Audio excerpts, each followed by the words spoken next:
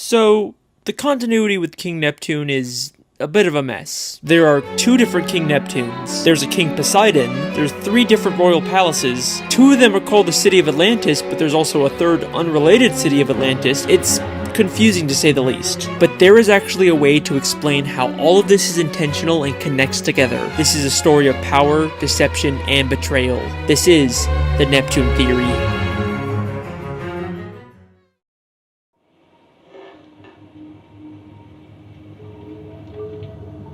That was probably nothing.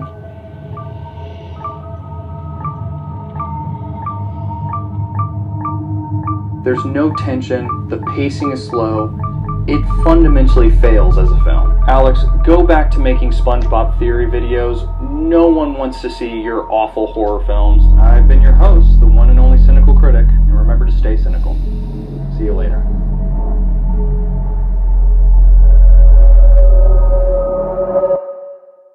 And we're back! What's up? I'm your host Alex, the SpongeBob guy, back with another SpongeBob conspiracy. I've said it before, but the overwhelming support for these videos is insane, so I'd be stupid not to make more. I mean, everyone loves them, right? Hello fellow truth seekers, it's Conspiracy Carl here. Welcome back to The Awakening. I have been awakened myself to the immense lies of this person right here. This liar, Alex Bale. Well, almost everyone. So I showed a bit of this conspiracy guy's reaction in my last video, and apparently he didn't like that, so now he's claiming that I'm part of some giant Illuminati conspiracy. Somebody looks like they're a puppet for the Illuminati.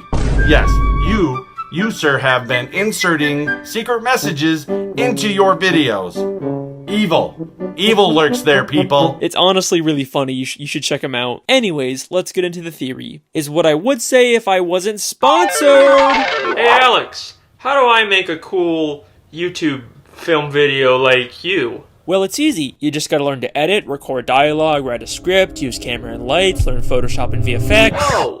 How the heck am I gonna learn to do all that? All you gotta do is go to Skillshare! Skillshare is an online learning platform that offers thousands of different classes where you can learn filmmaking, editing, Photoshop, and pretty much anything. And you can watch all of Skillshare's videos without any annoying ads interrupting. Boy, I sure hate when that happens. I'm thinking about getting into bird watching, so I'm taking bird identification for beginners. That bird has a conical-shaped bill. Thank you, Alfred Curling. The first 1,000 people to go to the link in the description will get their first month free. Just be careful not to learn too much. Wow, this is so great. I'm learning so much. That's maybe too much. That's a northern royal flycatcher. You can tell by its fan-like crest and long bill. Now on to the theory.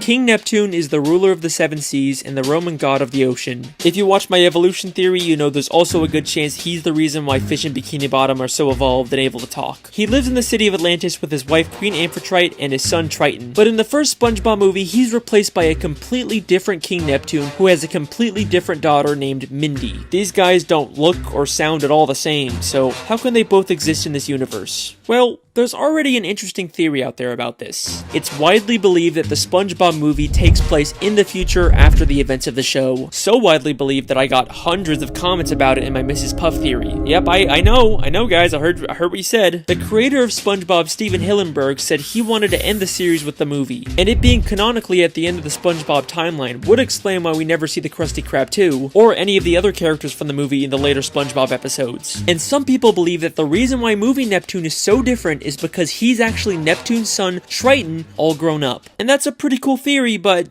I don't buy it. Other than Triton looking nothing like movie Neptune, I've never actually believed that the SpongeBob movie takes place in the future. Despite there being many people who commented about it on my Mrs. Puff theory as if it was a proven fact, there's never actually been any official confirmation of it. Steven Hillenburg only said that he wanted to stop making SpongeBob after the movie. He never said anything about where the movie actually takes place in the timeline of the show. And we do actually briefly see Neptune's daughter Mindy show up later in the show in SpongeBob's Big Birthday Blowout.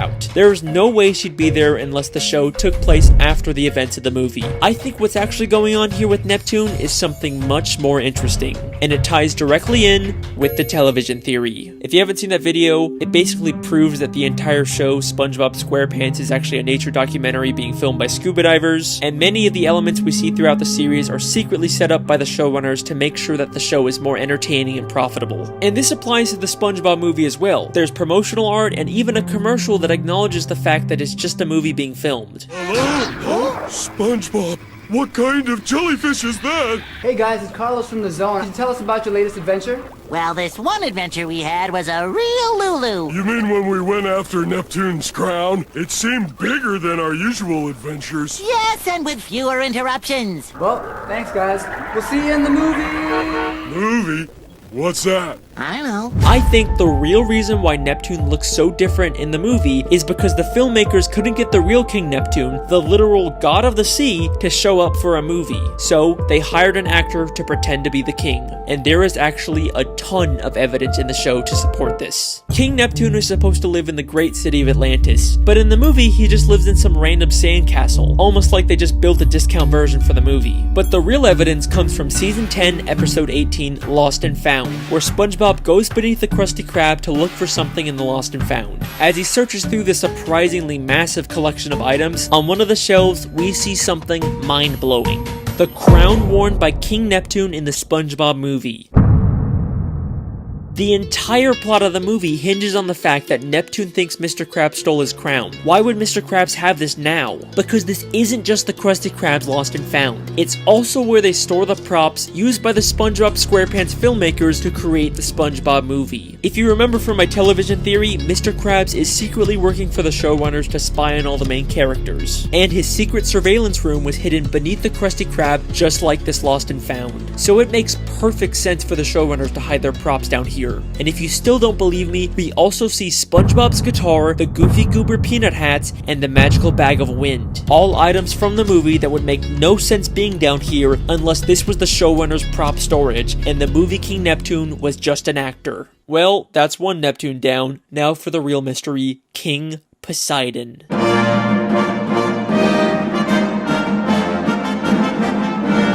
In the third SpongeBob movie, Sponge on the Run, the King of the Sea is yet again replaced by a new character, King Poseidon, the Greek god of the ocean. He actually does live in the city of Atlantis, except instead of the ancient royal architecture, it's a giant casino designed to make money. It'd be easy to say that these are just two separate kings that rule different areas of the sea, but they both claim to be the ruler of the seven seas. So how can two different characters both be the king of the same seven seas? The answer to that question actually has to do with a place called Camp Coral. Throughout the third SpongeBob movie, we keep cutting back to flashbacks of a younger SpongeBob and all the other characters when they all went to summer camp together. This was all to set up a spin-off show called Camp Coral that followed these younger characters. Now at first, I just wrote the show off as SpongeBob following the trend of making all their characters younger to appeal to a younger demographic. It's been done before and it's never very good. They also completely contradict the continuity of the main show by having characters like Sandy and SpongeBob meet as kids when we know they actually met as adults in the main show. Look,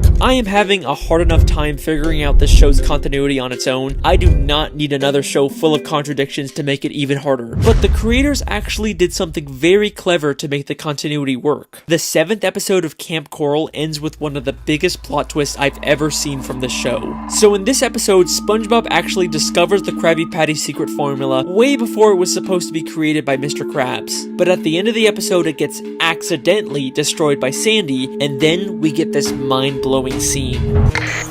This is Little Cheeks calling Big Cheeks. Come in, Big Cheeks. Over. Affirmative, Little Cheeks. This is Big Cheeks receiving you from the future. How are things going in the past? Your plan worked perfectly. The formula burned up before Mr. Plankton could nab it. Now it can be safely rediscovered in the future. I knew sending you to Camp Coral was the right thing to do. Over and out. Bye, future me. Ha! Mission accomplished, timeline preserved. Now everything can continue just the way it's always been.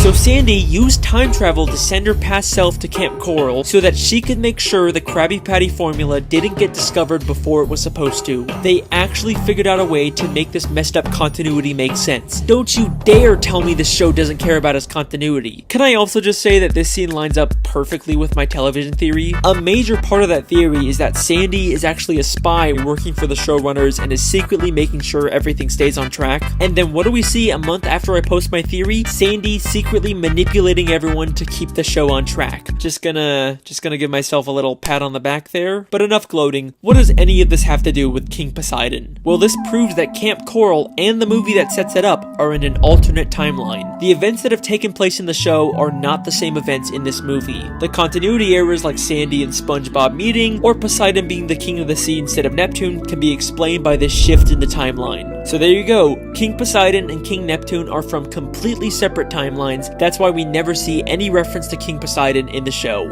And that is the Neptune theory. Huh, I mean that wasn't so hard. I guess I'm done here. Neptune stirred up quite a gale tonight. He must be mad about something. That's silly. Everyone knows Poseidon is ruler of the undersea. Everyone knows Poseidon is ruler of the undersea. Why can't anything ever be easy?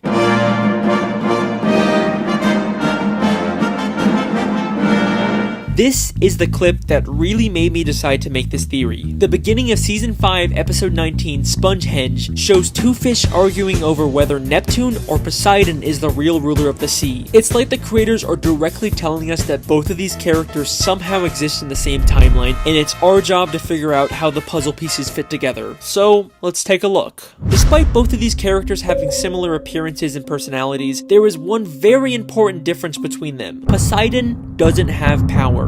We've seen many times that King Neptune has magical abilities that he can use at any time, even without his trident. But in the entire third SpongeBob movie, we never see Poseidon use any powers or magical abilities, except for lighting up his trident, but all he has to do for that is just flip a switch. And we know from the episode Trident Trouble that you don't even need to be a god to use the trident. And at the end of the third movie, we find out Poseidon is actually in terrible shape. If you remember at the end of the episode Neptune's Spatula, Neptune briefly turned SpongeBob into a god. And we can see that having god powers gives you a perfect body. So why is Poseidon in such terrible shape? Because he doesn't actually have powers, only Neptune does. Even Neptune's wife, Queen Amphitrite, has to use technology to zap someone, unlike Neptune, who only has to use his finger in the exact same episode. He is clearly the only one with powers, but why?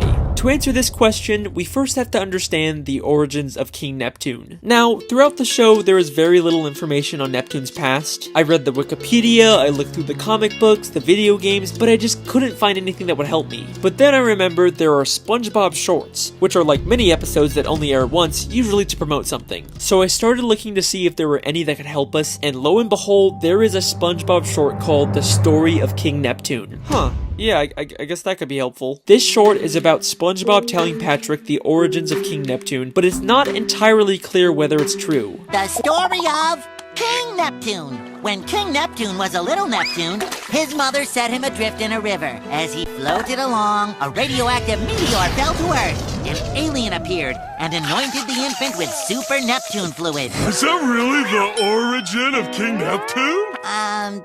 Sure. So King Neptune was abandoned as a baby and then given his powers by aliens. But SpongeBob is holding an upside-down comic book, so it feels a lot like something he just made up. And SpongeBob is not the most reliable narrator. Unless there's something in the story that we can definitively prove, I don't think we can use it for a theory. Like, do you really expect me to believe that Neptune got his powers from aliens? I mean, we've never even seen aliens in the show before.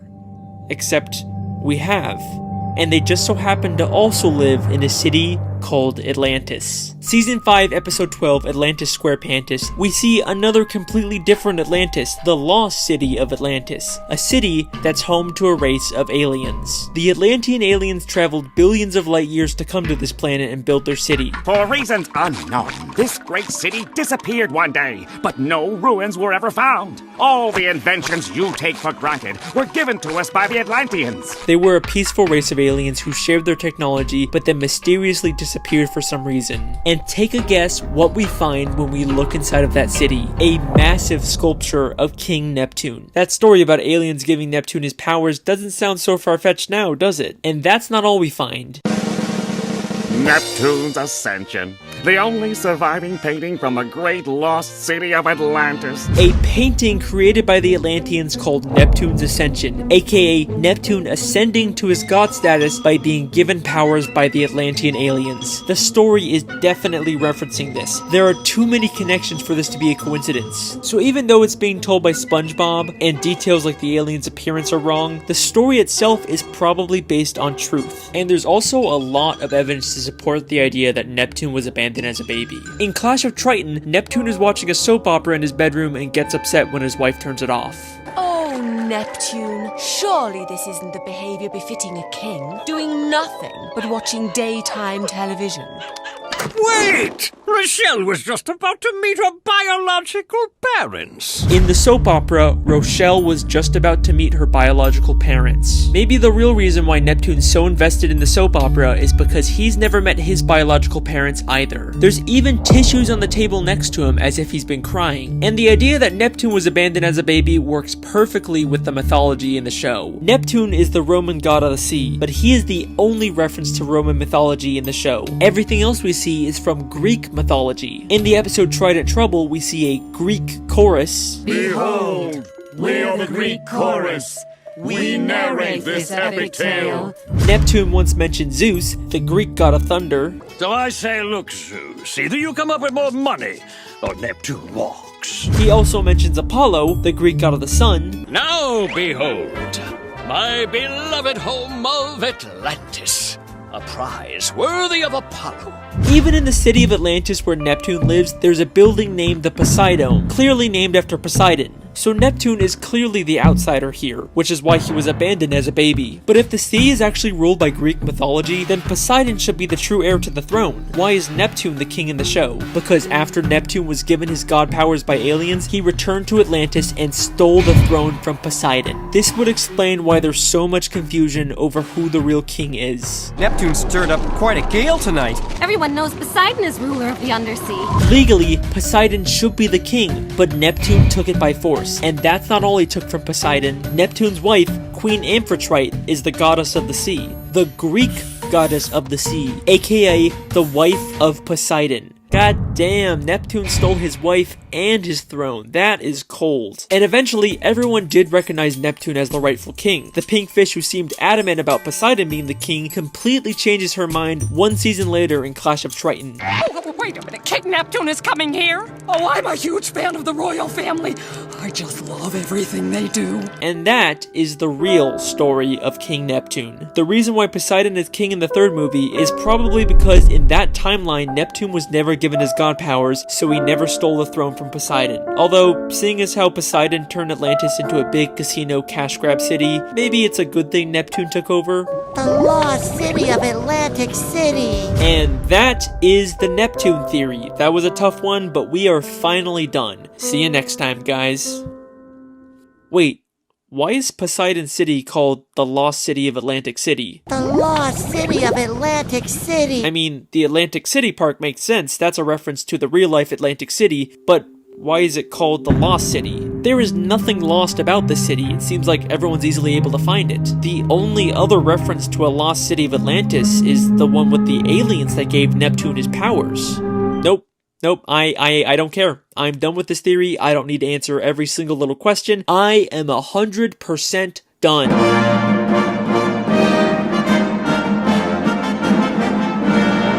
Fine, okay? One more quick part just to tie up all the loose ends, and then I am done. Alright, here we go. So we know before the Atlantean aliens mysteriously disappeared, they shared their technology with the creatures of the sea. I think the self-proclaimed gods of the sea got their technology, like tridents and their other weapons, from the Atlantean aliens. In fact, the Atlantean guards even use golden tridents as their weapons. That's why the gods named their city Atlantis, to pay tribute to the Atlanteans that gave them their technology. But all of that changed when Poseidon became became king of the sea. He betrayed the Atlanteans and used their own weapons against them to conquer their home and turn it into a casino city. That's why Poseidon City is called the Lost City, even though it's not lost. It's referencing the Atlantean city that was conquered by Poseidon. And the reason why the Atlanteans gave god powers to some random abandoned baby in the main timeline was so that Neptune could take the throne from Poseidon and prevent him from conquering the alien city. And the reason why the Atlantean city mysteriously disappeared was because they hid it so no one could ever try and conquer them again. And that